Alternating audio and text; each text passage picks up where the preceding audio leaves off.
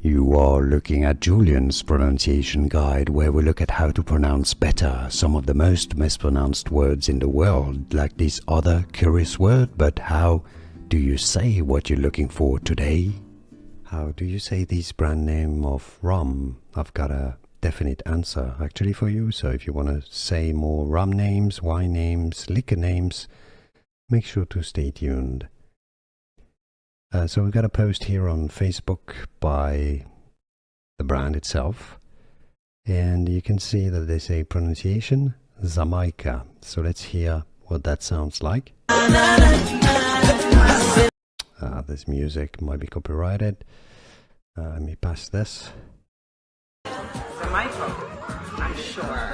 Xaymaca? Xaymaca. You've heard it. So it's a bit confusing because you got Z-A-I, so that should be Xaymaca. But for some reason it said Xaymaca.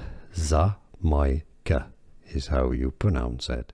Xaymaca. Here are more videos on how to pronounce more confusing words and names too many mispronounced. Like this video if you found it useful. I appreciate your support. I'll see you soon and thanks for watching.